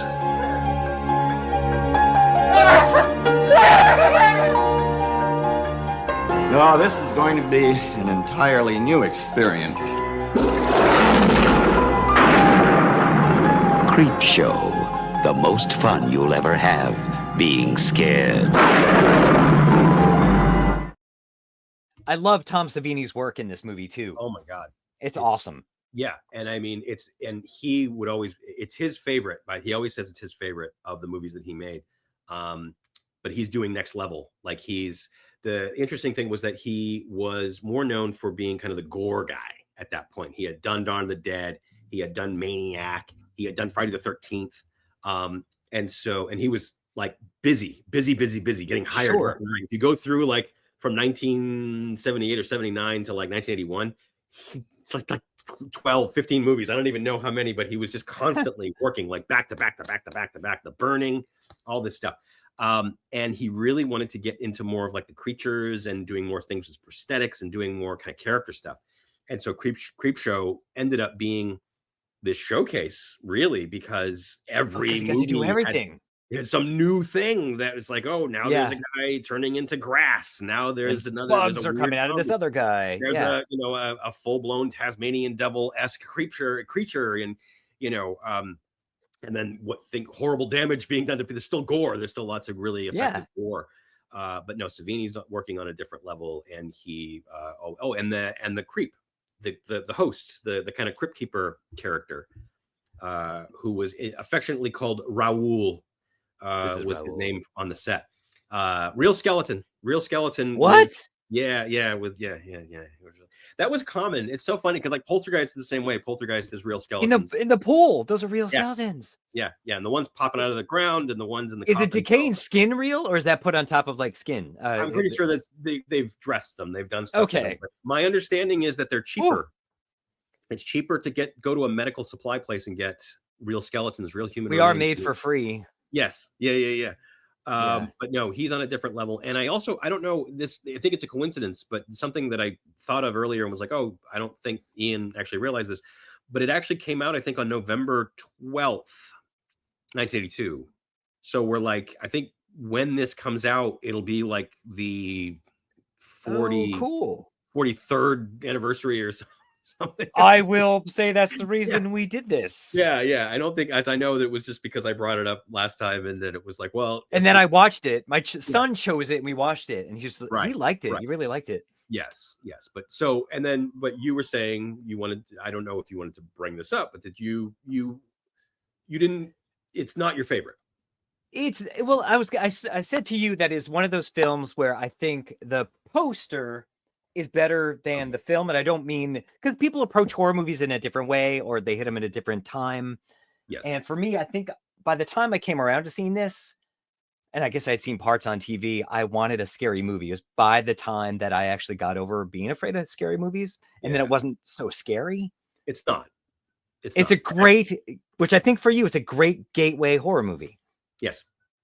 And that's why it's one of your, as Return of the Living Dead was for me, I guess. Right. That was the one. And it's not crazy scary, but it's funny and I gory. I think in general, I think that there's a whole aspect of loving a horror movie, loving any movie, really, any movie. It can be anything.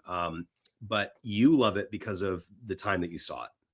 Yes. Because of, and some people can be really condescending about that. I've actually seen, people like, oh, such and such movie is my favorite movie, and it's something that's kind of questionable, or it's like a 2-star movie or something. It's like, well, it's not great, but then, you'll be on social media, and someone will be like, well, how old were you when you saw it? And it's always like, well, fuck you. Like, what does that matter? Yeah. You've rewatched it since. Yeah, but it's quite a few times. But it's this way to kind of undercut someone's appreciation for a movie. It's like, well, because you were 9 when you saw it, and it had an impact on you. But if you were 29 when it came out, you would think it was a piece of crap. And I've kind of seen that. Like there are 90s horror movies that I don't think much of, that the generation that's coming up, and with horror trivia, I am with those guys once a month and I love them and we talk horror all the time. Yeah. Oh, wow. Like you really love this horror movie from the 90s that when I saw it, I really didn't like. And then because they didn't know everything that we brought into it when we saw it. And for them, it hit at those times when these films hit us. But I don't dismiss that now. It's interesting. I do. No, I'm kidding. I don't. Screw them. It's wild to me because it's like now I go back and watch them again and I'm like, well, why was I so hard on this? And at the time I was being a snob. We had that 70s, 80s time. We had things like American Werewolf and we had things like Alien and we had these like all-timer top 10. We were so spoiled. The Exorcist, The Shining, The Hills Have Eyes, Halloween. It's like, okay, those are the movies. That's just what was coming out. You in the 90s had your, whatever. And it was like, okay, but those were the movies that hit them, whether it's Demon Night. I love Demon Night. Demon Night's great. Yeah. Demon Knight's fantastic. And Demon Knight, as a Tales from the Crypt Presents movie, and they do the comic book stuff. They do it to kind of a lesser extent, but they do it. But I also have to kind of say that Creepshow's impact is one of those, it's subtle. I feel like when you look at Halloween and Friday the 13th or Texas Chainsaw Massacre, it's obvious. Or The Exorcist, it's obvious. Sure. Yeah. Jaws. There were Jaws ripoffs. There were Alien ripoffs. There were movies, it's like, okay, Halloween created an entire subgenre. Night of the Living Dead created a whole subgenre. Creepshow's influence, I feel like, was more subtle, but just as influential. And one of the things that I think that people don't quite realize is that there was before Creepshow in terms of horror anthology, and then there was after Creepshow for horror anthology. So there was Creepshow, which was very successful, even though it only played for a few weeks in November. It was George Romero's only #1 box office movie. He never, ever had, before or after, a movie that opened #1 at the box office. But they put it out on November 12th. And so it literally had like 3 weeks, 2.5 weeks before Thanksgiving and the Christmas movie thing. Why wasn't it a Halloween movie? It's funny because I have a book. I have this amazing book called The Zombies That Ate Pittsburgh.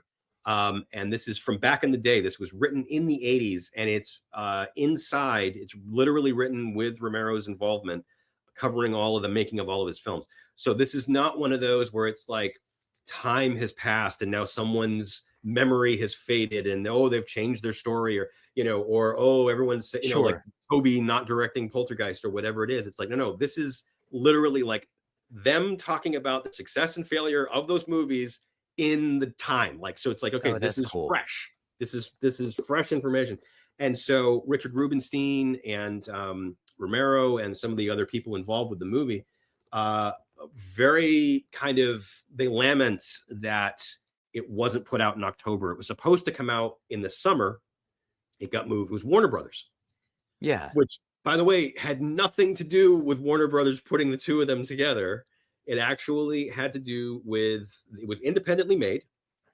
Okay. It screened at Cannes, and Warner Brothers had guys at Cannes looking for movies, and they made the best bid.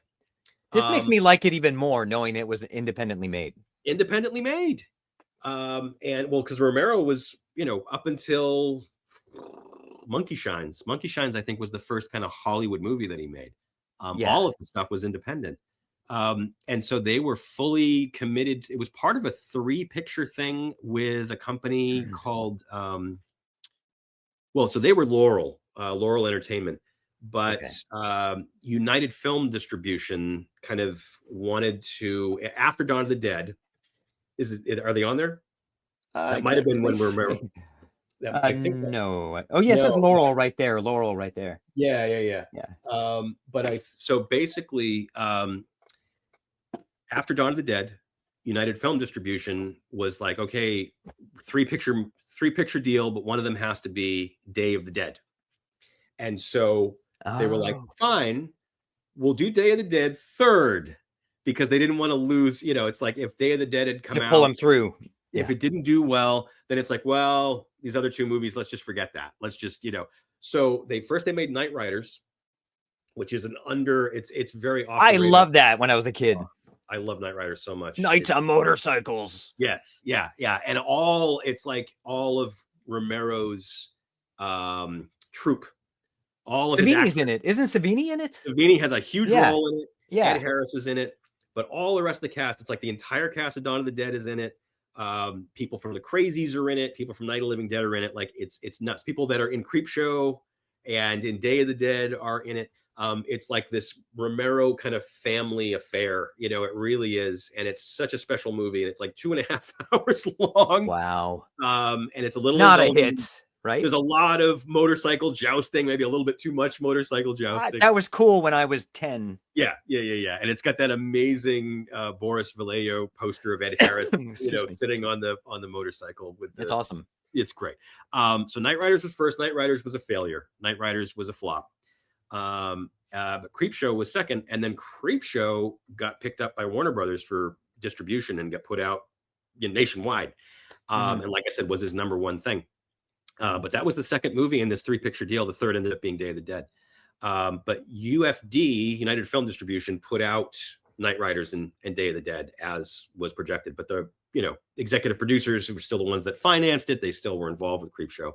But Creepshow became a Warner Brothers movie, not because they had put Romero and Stephen King together in the first place, which such a bizarre origin story. But yeah, so they put it out in November. It did great, but Richard Rubenstein flat out says that he thinks that if they had put it out in October, it would have done what a mistake. Better.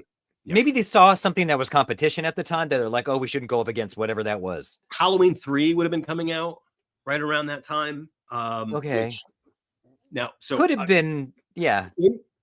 Again, it's like, okay, Halloween 3 at the time was a disastrous flop. That was and it's weird because if you tell people like, no, you got to understand, people hated Halloween 3 when it came out. Like Halloween, I'm still not a fan. It was a franchise killer. Like it for sure. Terrible reviews. terrible box office. Word of mouth was awful. Killed that whole let's do a different Halloween movie every year thing that they were going to do. Disaster. But it was coming out. Now you got to realize, like, you know, Halloween 3, Halloween 2 hits. Huge hits. Of course. So how would they know? Yeah. How would they know? Tom Atkins is in both movies, by the way. He's in Halloween 3 and he's in Creepshow. That's the star of Halloween 3. So, you know, I think that if you're going to kind of like, in terms of scheduling, in terms of not wanting to be up against something that you think is going to be a big hit, Halloween 3, I think, came out like the week before Halloween in October. So it's like, well, do we put it out the week before that and get our asses kicked in the second weekend? Do we put it out late Halloween? September? Yeah. Do you put it out on Halloween weekend and then see what happens? Like, so movies played longer then, though, didn't they? Yeah. Or no, because there's a lot more movies then. I don't know. No, but they did. They did. Movies played for months. Movies would, you know, well, if they were failures, they would play for a week. Sure. But yeah, that's the thing, is that movies did play for 6 months a year. I was working at a movie theater in 1989, and I can tell you, like, you know, hand to God, that Batman played for 11 months. Like, Batman, sure, it was huge. You know, projected on a screen for, you know, almost one whole year. So that was how movies played in the 80s. So yeah, if they had put it out in Halloween, and it's set on Halloween, although again, it's an anthology movie. Tales from the Crypt has the same issue, which is interesting. But Tales from the Crypt, the 1972 Tales from the Crypt, a bunch of people go to a cavern for a tour, and they get lost, and they end up in the presence of the Crypt Keeper, who then kind of tells them, like, when you leave here, this horrible thing is going to happen to you. One of them is set at Christmas. One of them is set on Valentine's Day. It's like, so when do we air that? Yeah, when do we release this thing? When is this? And what? When are they leaving? Like, are they leaving? You know, is it segmented? Like, oh, you can leave now because it's Christmas time. So you have to wait 3 months though for right. So Creepshow, there's a jack-o'-lantern in the window, so it's clearly Halloween, and they clearly kind of hoped it was going to come out on Halloween. So it's an interesting flub that they didn't put it out on Halloween. Yeah, it's dumb. But then the first story is set on Father's Day, which is in June. So... No one remembers when Father's Day is. But it's a comic book flipping through pages. It's not set. It doesn't. It's a piece of material that is in universe, where the stories are published stories that are being told. Sure. So there is no reason to flag it for not. Whereas Tales from the Crypt actually does have this weird plot hole in it, where it's like, why is it Christmas now? One of them with Tales from the Crypt, and I love Tales from the Crypt. I absolutely love it. I think that Tales from the Crypt is a fantastic Amicus. I love the Amicus horror. I'm obsessed with horror anthologies. It's like my favorite thing. I dig them. Yeah, they're great. Scary Stories, that one that came out like 2, 3, 4 years ago. That was really scary. I forget what it was, but it was really good. But so the Tales from the Crypt one, the Valentine's Day one, it's a year. It's from Valentine's Day, and then it's a year later, Valentine's Day, when the Peter Cushing zombie, the kind of infamous, iconic Peter Cushing zombie, comes back from the dead to get revenge on the guy that wronged him. So again, it's Valentine's Day, and then Valentine's Day a year later. So it's like, okay, so this whole wraparound setup of when people are there, and how does it work? Because he literally asks them, like, where are you going after you leave here? Like, well, I have this new job. And it's like, that thing's gonna happen to you at that new job. So it's interesting because Tales from the Crypt has that kind of problem, but Creepshow by design doesn't have that problem. And it does have stories that are set at different times of year, and you know, the crate is specifically late August because classes are not in session at the college, right? And he talks about when Hal Holbrook's character talks about being able to kill, spoiler alert, Billy, just tell it to call you Billy. The most quotable movie, the most quotable horror movie. I don't know if there's any other horror movie that has more lines of dialogue that are iconic that you can quote. Every single story has a quotable line of dialogue. But he talks about how the summer session was over and the fall semester doesn't start, and it's like no one is going to ask questions if he can get rid of everything and mop everything up. There are no witnesses. There's no one around. So yeah, so the crate is set in late August, I think. And but yeah, I mean, yeah, but the most quotable thing, and that's the thing about the screenplay that I think we have to give like King massive amount of credit for. But where's my cake? Meteor shit.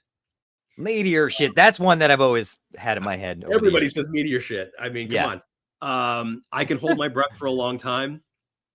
Okay. Which, I mean, there's like several lines in something with these guys. Something That Tied You Over is crazy with the lines, and most of them are Leslie Nielsen. That one's disturbing. Yeah. Oh God, they're burying people up to their neck and waiting, and watching the water come in. It's really creepy. Video camera and the whole thing, and that's Galen Ross. I always I throw this out at trivia because people are always like, "What do you mean?" It's like, no, it's Galen Ross from Dawn of the Dead. It's the female lead from Dawn of the Dead.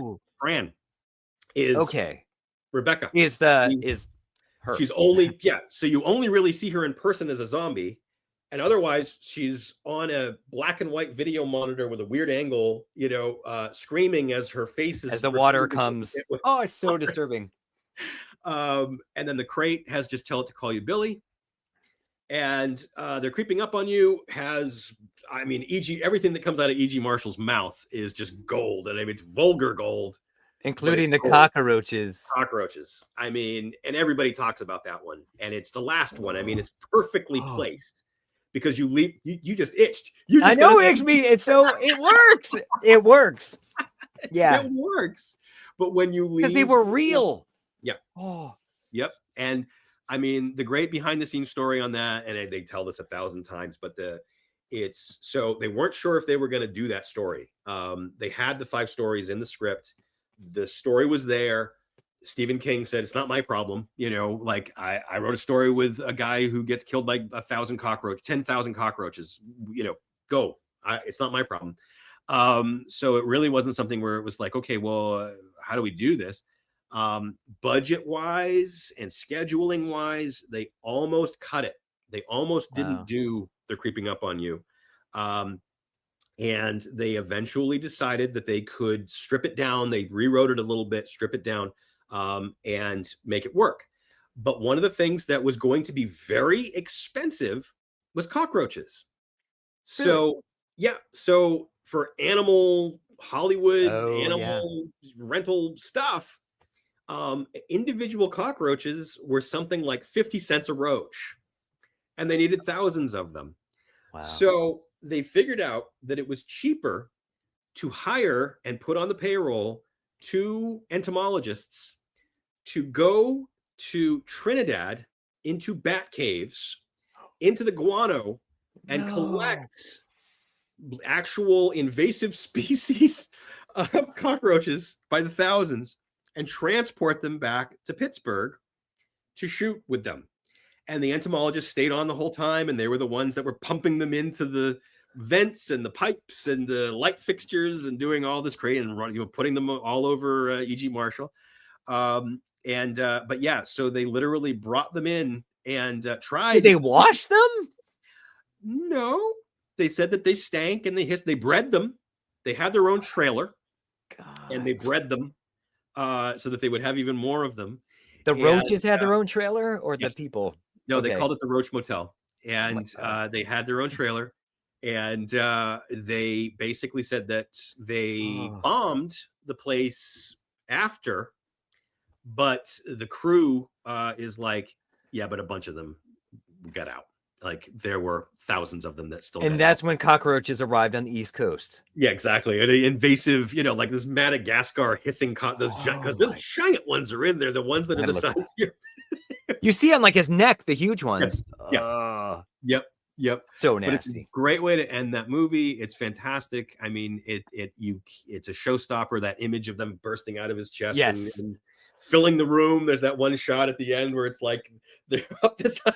It's just that white room with all these bugs. Yes. Yeah. Right. Which was genius, which was absolute genius. And that was a change. That was one of the things that actually made it cheaper, was they built that hermetically sealed Howard Hughes, apartment.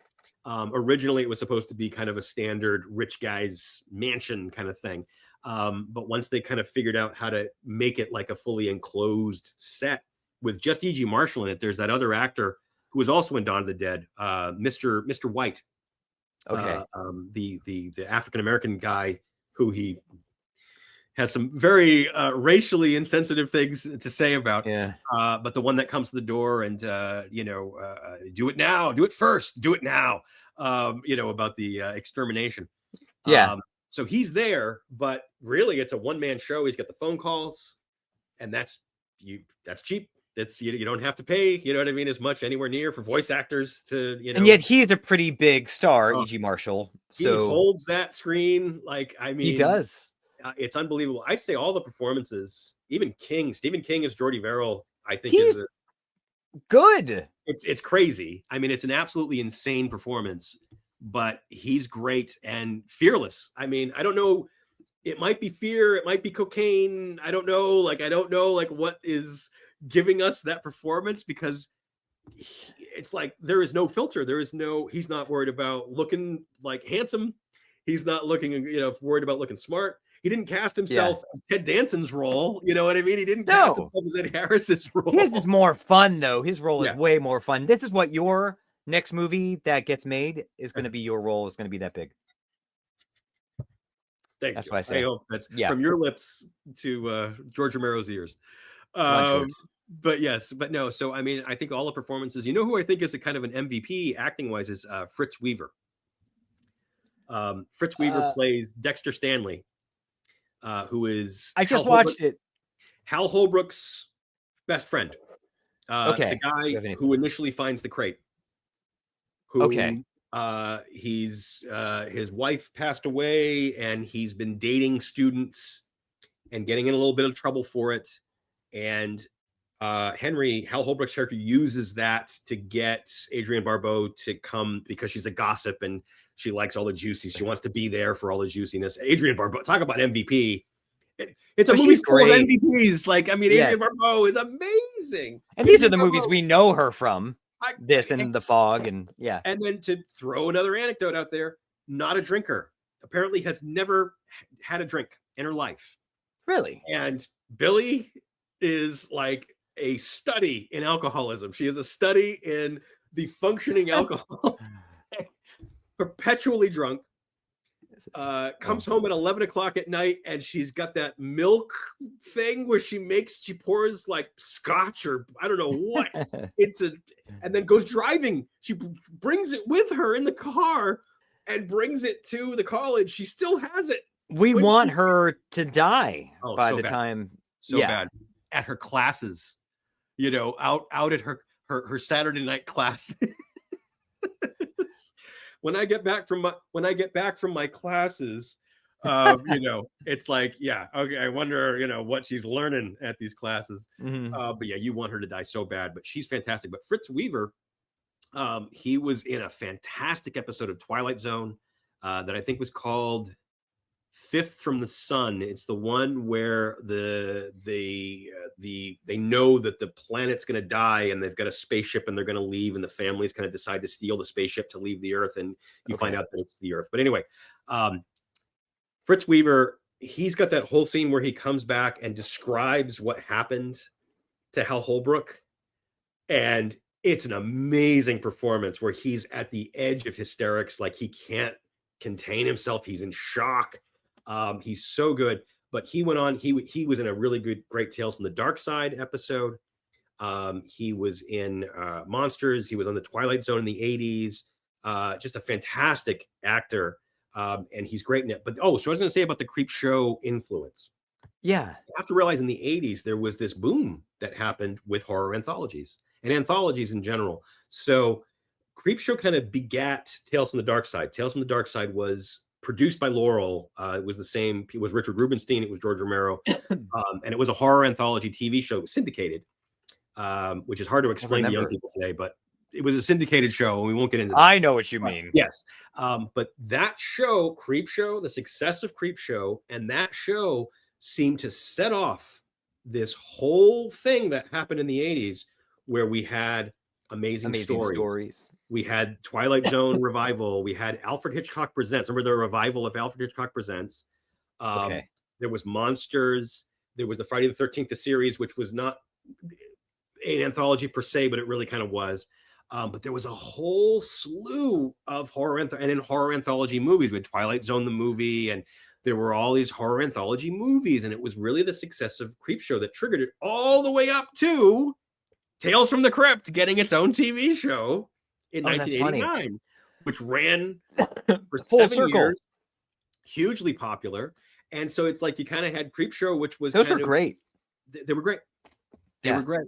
And it really was. So, I mean, I feel like while you have all of the horror movies that are huge influences and obvious influences, Yes. I feel like Creepshow's influence was just as important, but is not acknowledged as such. It's not normally given the credit for starting that whole wave. And I mean, it really is. There's an endless supply. It hasn't of horror stopped. anthologies. Yeah. No. They're coming out every year. Yep.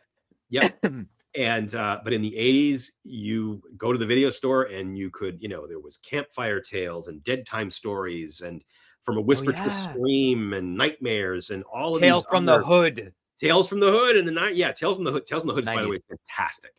I don't know if I've seen it. Oh my God, so good. You need to watch it. It's fantastic. Okay. Great horror anthology. I put it up there. I really do rank it up there with the best Amicus stuff and the best and Creepshow and Creepshow 2. There was Creepshow 2. There was a sequel to Creepshow. Are you a fan of Creepshow 2? Now I am. Okay. I wasn't when it came out. Because you were a snob. Creepshow 2 was the first time theatrically that I was actively realized that a movie could be bad. But you must have been so disappointed. I was wildly disappointed with it, and I do have Creepshow 2 here at the Blu-ray for this one. Oh, that's cool. I didn't bring out my Creepshow 2 stuff, but Creepshow 2, it's only 3 stories, and I think that one of the sugar rush things about the first Creepshow is that it just keeps going. That it's like, oh, okay, now there's a 4th. There's another. Story. Now there's a 5th story. It's like, okay, and it's just like more, give me more. I remember actually kind of like being thrilled that it just like kept going. It's 2 hours. It's 2 hours long. Creepshow 2, the script, which was written by George Romero from Stephen King's stories. So there's a weird shift in that one where King gave him the concepts and then Romero wrote the screenplay. There were originally 5 stories. And did Romero direct it? No. Okay. Michael Gornick directed it, who was the cinematographer of the first Creepshow. Okay. Which is interesting to me because I feel like Creepshow 2 doesn't have any of the visual flair that Creepshow 1 had. Like the comic bookiness of it. The comic bookiness is not there. I don't remember. I did see it. I don't remember it. Yeah. I mean, so I have since grown to really love it. So it's weird because I am going to bash it here, but it had 5 stories. The budget for Creepshow 2 was very small. And it was not being produced by Warner Brothers. It was done by New World Pictures. And Laurel, but it was an independent thing, but they didn't have the money, and so I wonder why. Like you would assume they would cash in for a second one. They tried to budget. I mean, they wrote it for 5 stories. One of them did end up getting produced, ironically enough, and we didn't bring this one up.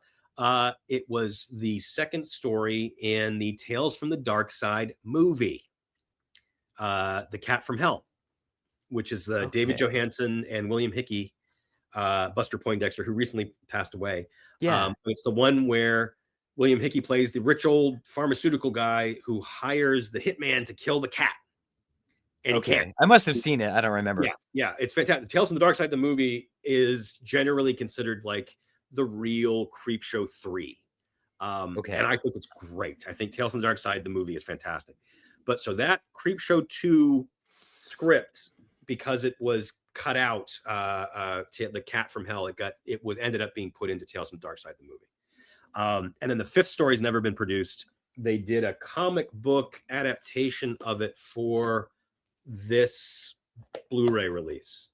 So there is actually a comic book. That's cool. It's included in there. Yeah. So it was a fun idea, and that did kind of work. But they've never produced that one story. But Creepshow 2 was a disappointment. The music's not the same. The theme isn't there. And like I said, the comic book panel stuff is marginal, and the scrims and the primary color lighting they didn't bother with. Is there like a killer oil slick in that movie or something? Yes, and that's the best. Usually considered the best segment is the raft, and that was an adaptation of a existing Stephen King short story. And that one's pretty good. That's the one that's kind of like this. It's the second story, so it's the centerpiece of the movie. But that has Old Chief Woodenhead, which is the wooden store Indian, the general store Indian that comes back for revenge. Yes. Raft, which is the oil slick that kills people in the lake, and they've got the raft, the swimming raft that they go out to. And then the third story is the hitchhiker, which is the thanks for the ride lady, where she accidentally runs over a guy, and he keeps coming back to try to get revenge. It's just got a different vibe, and it took me a long time to kind of come to grips with it, but I have since made a lot of peace with it and have a lot of affection for it. George Kennedy is in it. So good. Some decent actors. Okay. Yeah. It's weird how much like it's like any sequel. It's to a great movie is that it's unfortunately got the first one to live up to. And it just, like Jackals did to The Strangers. Kidding. I'm still kidding. But it's Jackals true. was written first. You heard it here. I mean, I think it's the only piece of trivia in the IMDb page for Jackals, by the way, is that Jackals was written in, and I did not submit it. So don't. No, I believe you. I believe you. But it was written in 2006. So it's like one of these things where it's like saying like, hey guys, like, different vibe. But there really was this big horror anthology boom, because the anthology thing, it kind of died out. There was a lot of anthology stuff on TV in the 50s and 60s, and it kind of died out. The Amicus guys were still making their stuff from the 60s into the 70s, and I love those movies, the British ones. Tales from the Crypt was one of theirs. Vault of Horror was one of theirs. But Dr. Terror's House of Horrors and From Beyond the Grave, and my favorite one, which is The House That Dripped Blood. They did 7 of them. And then those guys split up, and they kept there were other horror anthologies that were not Amicus that they kept making them. But it was not like an incredibly popular thing until CREEPSHOW, and then CREEPSHOW triggered this popularized it thing. Yeah. I have to ask you, there was one, it was like a Tales from Darkside or something. I don't know what it's from, but as a kid, this like stuck with me. It was like these little army soldiers that come to life, like little toy. And that was on one of those anthology shows. I don't remember which one. So there was, I don't know if this is the one, but the one that I'm thinking of, there was actually in the 80s, Stephen King, there was this thing called Nightmares and Dreamscapes. Okay. That William Hurt was in. There was no dialogue. Does this sound like, and it was the army men show up and they come alive and they start attacking him, and he doesn't play off of anybody else. He doesn't have any other characters to interact with. It's just him versus them for like little toy soldiers that come alive. Yeah. Yes, that must be it. Yeah. It was in the 2000s or the 90s. I don't exactly remember, but it was another attempt to. But it must be something different because I was young when I saw this. Yeah. It's got to be a different one, but I'm not like late 80s. Okay. Yeah, but King did a version of it as well, but I'm not 100% sure on that one. I will keep searching. Yeah. I mean, there could have Tales of the Unexpected was a British. It might have been one of those. There was Hammer House of Horrors, and there was Tales of the Unexpected, and it's crazy. But yeah, so I feel like it had this big influence, and there's so many aspects that I could keep talking about. I could talk to you about horror all day. It is so fun, and your knowledge is so interesting. I wish I had an ounce of it, but I'm taking it from you, and I'll let you retain some.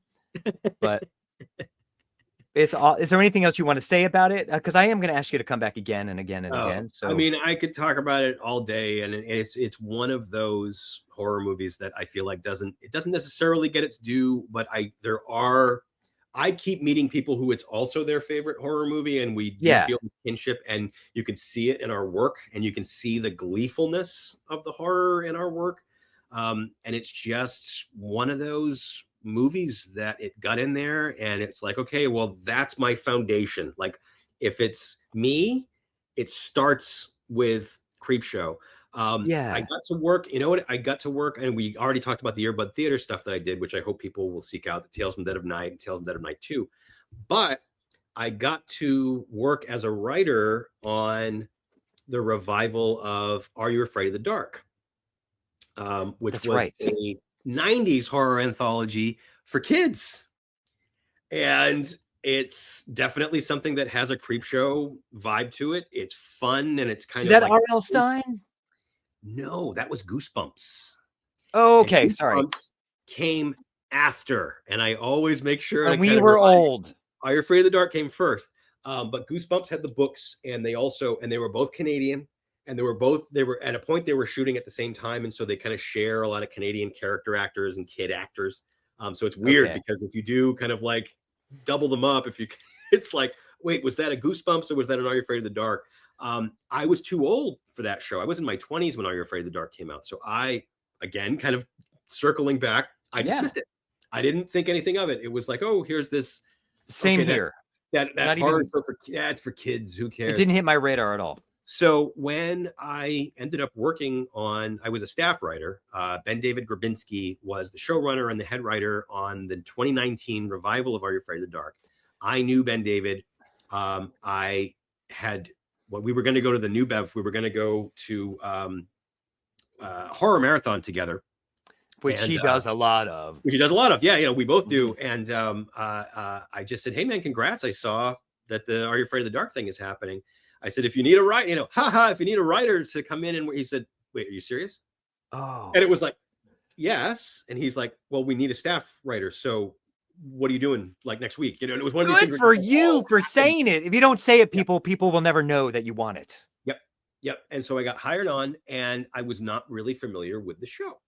So he said, okay, look, he's like, I was a big fan of the show, but I haven't revisited it in a while. I want to make sure that we're doing it right.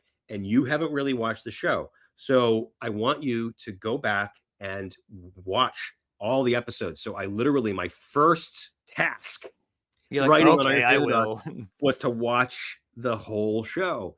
And I was enamored with it. I couldn't believe how good it was done, how well done. You must have gotten so excited at this point. Oh my God. And so I was taking notes and making like, here's my favorite, I putting my list of favorites together and how much I love the show. And then I was like, okay, well, when they did the show, they used to do this. And so, right. We got to do that way. So it was one of those things where it was very helpful to the show. But personally, I was like, thank God, like I found this great little gem. And finding out that Are You Afraid of the Dark, when I got hired on, and people found out that I got hired on, and again, doing horror trivia every month at Blast in the Past for the last 10 years, it was within that interim that we did the Are You Afraid of the Dark show, 2019. I had people that were like, dude, that show is why I'm here. That show is what got me into horror. That was my gateway drug. And I was hearing it from a lot of people. That is amazing. I didn't know, like, it wasn't my gateway drug. So it was like, oh shit, like this is important. Like this is That's something awesome. I can't fuck around with this. I have to take this very seriously and make sure that we do it right. And Ben David felt the exact same way.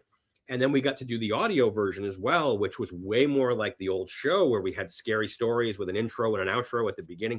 And I love audio dramas. As I've told you, that's my bread and butter. So like I got to do a couple of those for Audible, and those are available. Are You Afraid of the Dark? I did The Tale of the Last Hide and Seek, and I think The Tale of the Gnarly Old Tree, I think is the other title of the other one that I did. So you can seek those out. But again, post some pictures. Yeah, but it was my opportunity to basically do my own Are You Afraid of the Dark, which meant that by extension, I got to do my own creep show. I got to do my own little, so I absolutely love that format. And I love it in radio form. I love it in comic book form. I love it in creep show form. I love it in TV. I feel like we don't have as many, but you've got things like Cabinet of Curiosities, and there's American Horror Stories. There's that spinoff show. Oh, yeah. I mean, there's plenty of horror anthology. We had the Creep Show TV show, which was kind of hit and miss, but they kept it alive. I mean, it's the Friday the 13th one, right? Yeah. So I mean, like it's a nonstop. It's still there, and it is my favorite format. And it's because of Creep Show. Creep Show just changed who I am as it got in, changed my DNA, rewrote my DNA. That's awesome. So, thank you so much for coming and talking about it. Thank you for having me on. Will you come back? Yeah, of course. Yeah. Well, All right. Yeah, Well, absolutely. I guess I should let you leave first before you come back. So see you in 5 minutes. What? Should we do it? I would do it. I didn't. Yeah. For Creepshow 2. Jared, thank you so much for your time. Thank you. I'm not even going to intro. Usually I recommend a film. I'm not doing it this time. I'm not going to do it because I think I want to land on this. And that's a lot to chew on. So it's awesome. Thank you. Thank you, Jared. Thank you so much for having me. Goodbye, everyone. Like, share, tell your friends. Jared, stay for 1 second, please. You got it.